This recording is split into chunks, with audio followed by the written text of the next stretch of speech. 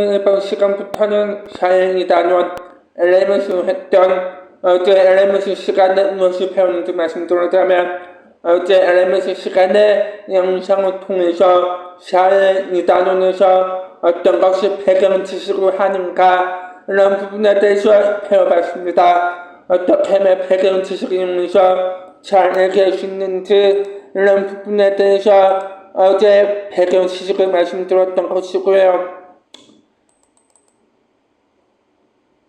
배경 지식을 잘 이해했다면 이제 얘기해 볼 수 있을 것 같아서 오늘은 이제 중간에 유튜브 설명 안 하고 영상을 쭉 이어서 설명하도록 하겠습니다.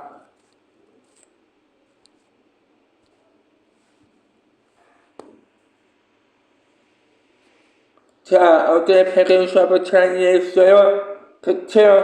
그래서 순자님이 어제 배경 지식 통해서 잘 이해했다면 그래서 이 단어는 어떻게 하느냐 지구촌, 통일, 그 다음에 독도 이런 부분에 대해서 바로 이 단어를 배우고 있습니다. 그렇기 때문에 우리가 바로 전 단어에서 어떻게 상기시킬 수 있었는가 이런 부분에 대해서 잘 배워봐야겠죠.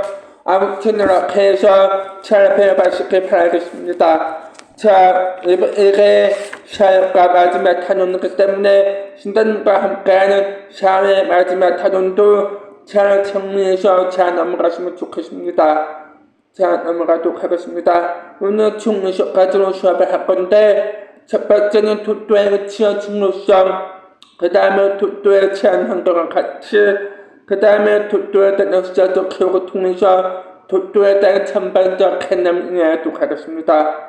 그 다음에 남북통일의 필요성은요, 남북통일의 필요할까, 그 다음에 남북통일을 하기 위해서는 어떻게 하면 얘기할 수 있는가, 그래서 지구촌 갈등에 대해서 얘기를 하고 이러한 문제를 어떻게 하면 잘 해결할 수 있는가, 그런 부분까지 오늘 수업 시간을 통해서 다시 한번 다뤄보도록 하겠습니다.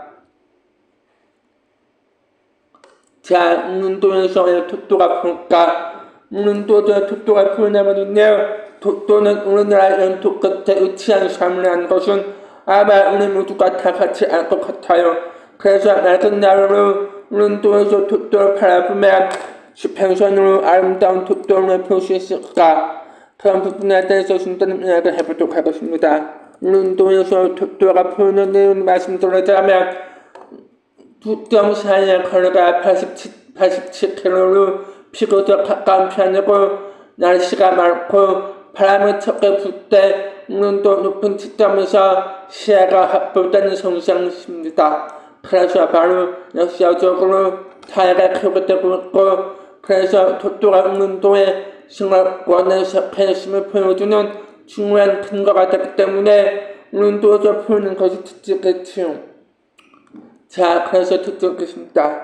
그래서 바로 독도는 단순한 편의점이 아니라 우리나라의 역사에 대한 주권과 함께 상징성을 가지고 있다라고 충분히 말씀드릴 수가 있겠습니다. 그럼 넘어가 보도록 하겠습니다. 자, 독도는 어디에 있을까요? 독도는 우리나라 독도 끝에 위치한 섬이라고 이야기를 했습니다. 그래서 우리나라 독도 끝에 위치한 섬으로서 운도에도 동남아 쪽으로 약 87.4km 떨어져 있습니다. 그래서 지리적으로는 북의 37도 14분, 동해 130도 51분에 위치해 있으며 동해안, 충남, 청라 쪽은 위치해 있다 말씀드릴 수가 있을 것 같아요. 그래서 바로 독도는 두 개의 큰 섬은 돈도와 서도 그리고 89개의 크고 작은 제8의 섬으로 위치해 있습니다. 그래서 독도는 동해 한가운데에 자리 잡고 있어서 적박의 항공 및 교통과 군사적 방어 기준으로서 중요한 것을 가지고 있겠지요. 독도의 제한 한가도 말씀드리도록 하겠습니다. 첫 번째, 독도는 제한 한가에서 말씀드리도록 하자면 독도가 활성점을 보는 이유에 말씀을 드리면 독도는 약 450만 년 전 해전에서 시작된 활산 활동을 썼습니다. 여기서 용암을 풀어서 솟아오른 것이기 때문에 독도가 바로 활산섬을 표현했던 것입니다. 그래서 이 과정에서 바로 약 2,000m 깊이에 있는 거대한 해전체가 있었습니다. 여기서 바로 약 2,050만 년 전에 해수면으로 모습을 드러내가 되었죠. 그래서 오랜 시간이 흘러서 깎이고 침식되면서 현재는 거대한 해상과 못다른 부분만 남아있는 상태에 뜨게 되었다고 합니다. 그래서 화성 활동 해소섬이었고 태양 중심을 서식하고 있어요. 그래서 바로 서식하는 생태계에 불과함으로써 중심물을 어떻게 하면 잘 서식할 수 있겠는가 이런 부분 이야기하고 있겠죠. 그래서 대표적으로 광을 갈매기, 바다 재배 등 희귀 종류의 중요한 서식지가 있습니다. 또는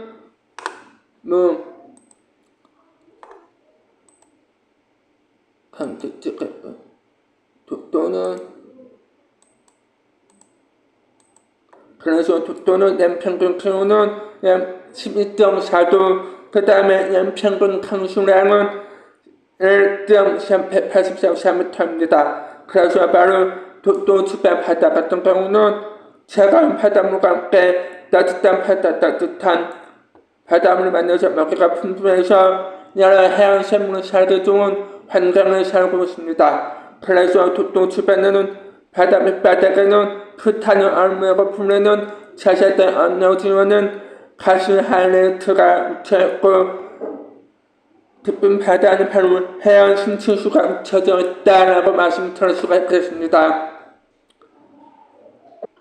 그래서 독도에 대한 환경을 얘기할 수가 있겠습니다. 그래서 해양 심층까지 다 해가 느꼈으면요. 독도는 어떨까에 대해서 이야기 나누도록 하겠습니다. 독도는 가치는 대한민국의 연도 끝에서 연도적 가치가 있고 아까도 말했지만 풍부한 수산창과 함께 메탄 하이드로네이트가 묻혀져 있습니다. 그 다음에 생태적 가치도 중요한데 여기서 생태적 가치는 독특한 생태계와 함께 생물 다양성 가지고 있어요.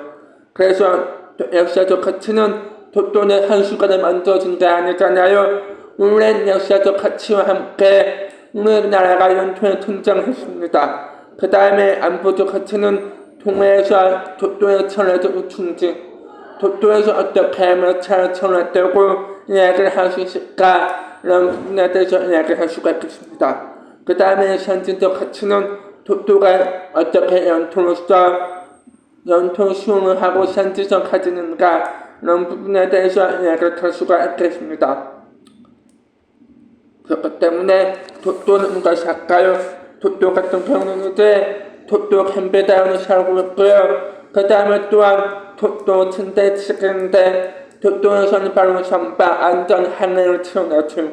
그 다음에 세 번째로는 김선도 김신양 부부가 독도에 살고 있어요.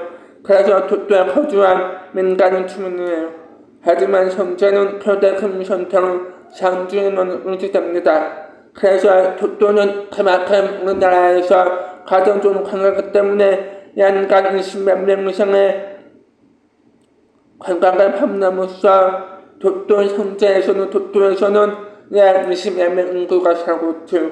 그래서 독도는 그냥 독도가 아니었습니다. 독도 같은 경우는 웅산도 시대가 있었죠. 그때는 웅산도라고 이름을 불렀고요. 그 다음에 성도시대는 삼봉도, 왜냐하면 새 풍류가 있다고 해서 그렇게 불러졌던 이름이었습니다. 그 다음에 고려시대 같은 경우는 웅산도나 삼봉도라는 이름으로 지어졌고 조선시대는 웅산도와 송도라는 이름으로 지어졌습니다. 그 다음에 일제 강점기 때는 우리나라가 일본에 의해서 지배를 당했던 시대이기 때문에 레안코르트 암투 이렇게 불렀습니다. 하지만 간부 이후에는 독도라고 불렀는데 독도는 홀로 우뚜성 삼이라고 불렀습니다. 그래서 현재 일본하고 독도 영유권에 대해서 문제를 가지고 있다고 했잖아요. 그렇기 때문에 일본에서는 바로 다케시가라고 부르기도 합니다.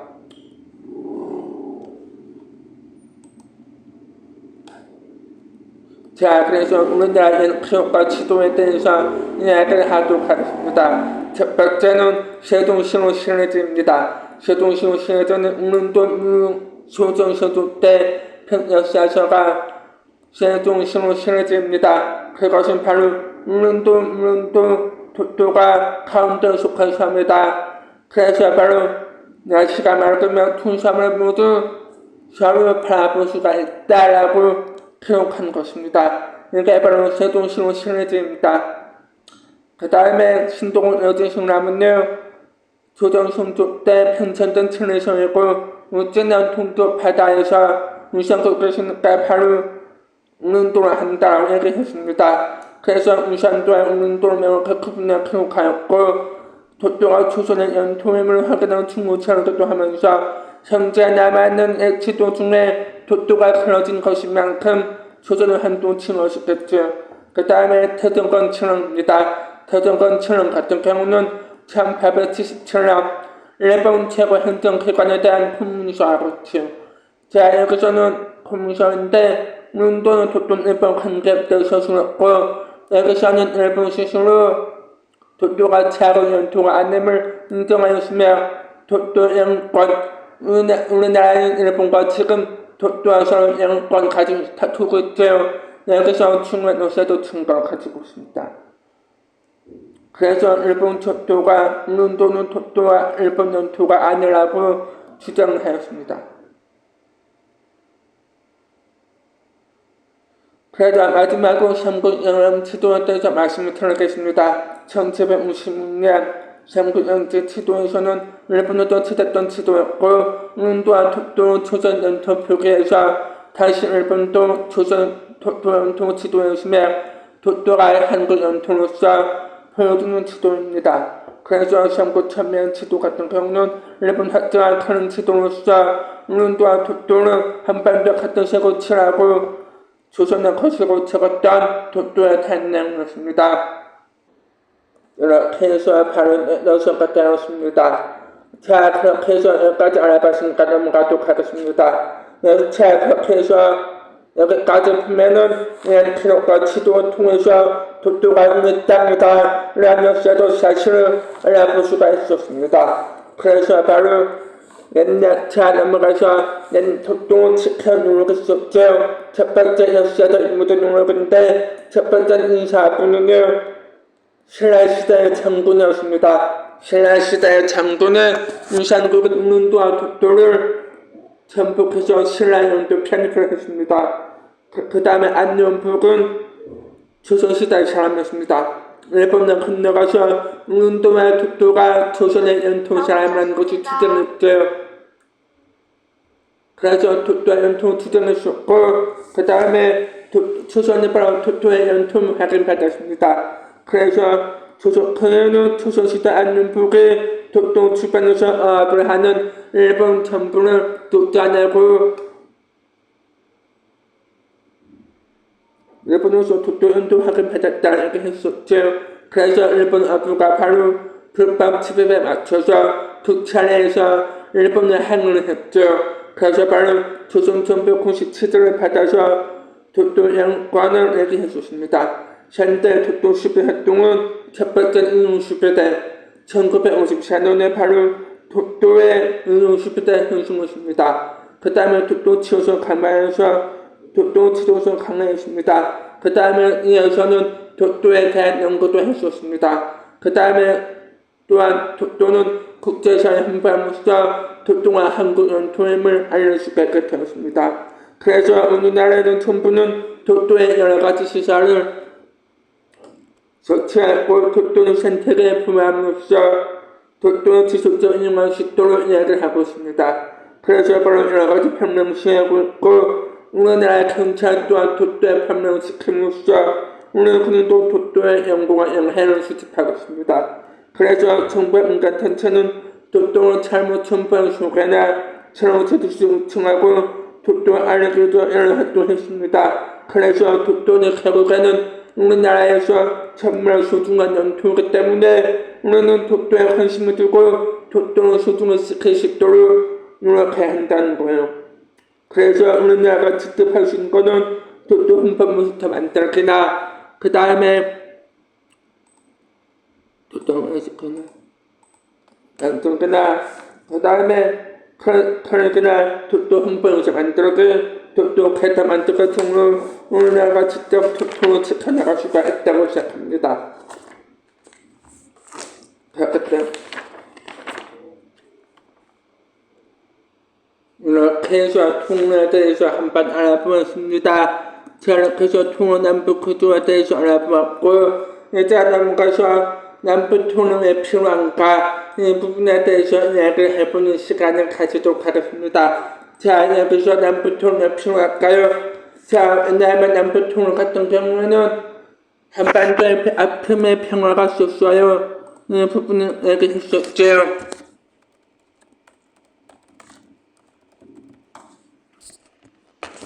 한반도의 편향에서 비슷하게 가져오는 게 한반도 뜻입니다. 남북 분단 같은 경우는 반복 이후에 6.25 전쟁을 일어났어요. 그 6.25 전쟁 때문에 우리나라가 있었는데 여기서 우리나라는 남북 통일의 어려움을 겪었습니다. 그래서 남북 통일 어려움을 겪었는데 여기서 산발도선 경계의 남과 북에 서로 당천부로 수립되었고 6.25 전쟁을 겪으면서 남한과 북한이 분단되었어요. 그래서 남북 통일을 왜 필요할까에 대해서 이야기를 들어자면은 한반도 편화의 판단으로서 비수도 과정으로서 첫 번째 인생가족 아픔을 있을 수 있겠죠. 그래서 바로 통일은 단순한 분단됐던 통합이 아니라 민족의 체질 회복과 역사의 연속도 찾을 수 있어요. 그래서 남북한의 분단 상태에서 국방부를 지출하고 있으니까 여기서는 경제 발전에 대해서 큰 부담감을 가지고 있다라고 말씀드릴 수가 있겠습니다. 그래서 통한국은 친화적 이점 활용해서 바로 어떻게 해본다면 수신국으로 도약할 수 있는 잠재를 갖고 있죠. 그래서 북한의 분방 차원을 통해서 남한의 기술력이 있어요. 돈을 해본다면 경제적인 시너지 효과를 손실할 수 있습니다. 그래서 통일 같은 경우에는 이제 전쟁 위협에 대해서 한반도의 한국과 판을 존재시키고 이를 통해서 민족의 분단의 상처를 치유하고 미래를 이뤄갈 수 있습니다. 그래서 남북 통일을 하면 차원의 국토를 효율적으로 이용할 수 있고요. 이것으로 인해서 북한의 풍부한 차원과 남한의 앞선 기술을 이용하면 경제력 높은 차원을 만들 수가 있겠지요. 그래서 통일과 철도를 이용해서 유럽과 아시아가 있어요. 다른 나라의 활발히 공유할 수 있는 친화적 간담을 모두 살려낼 수가 있습니다. 자, 남북 통일 필요한가 때가 대해서 말씀드리겠습니다. 자, 첫 번째, 남북 분단 어려운 겪는 것은 인산 가족 문제입니다. 6.25 전쟁 때문에 천만 명의 인산 가족을 발생하기 때문에 남북 통일을 하게 된다면 인산 가족의 아픔을 치유할 수 있습니다. 두 번째, 국방부 부담입니다. 남북한 모두 GDP 대비 국방부에 지출하고 있습니다. 과도한 군사비 지출에서 사회 복지와 경제 발전을 저해시키고 있습니다. 이에 대해서는 국방비로 통해서 남는 비용을 국민의 삶을 높이는 데 생할 수가 있습니다. 그 다음에 세 번째, 전쟁 위협입니다. 전쟁 위협은요, 시정 상태로서 지속적인 경제 상태가 있었습니다. 북한에 대해서 핵과 미사일 개발을 한다는 이야기도 지금 들어오기 때문에 전쟁 언제든지 다시 일어날 수 있다라고 발설 수가 있겠습니다. 그래서 바로 남북 통일을 한다면 전쟁에 대한 불안감을 해소함으로써 세계 평화에 대해서 어느 정도 일발전할 수 있다라고 말씀드릴 수가 있겠습니다. 그래서 경제도 숭실했습니다. 경제도 숭실 같은 경우는 분단으로서 제한의 소득을 이루지 못하게 돼서 경제도 숭실했고 있어요. 그래서 남북 통일을 하게 되면 남북한 차원을 이용해서 제한의 소득을 이용할 수 있게 되는 거죠. 그래서 친화적 이점입니다.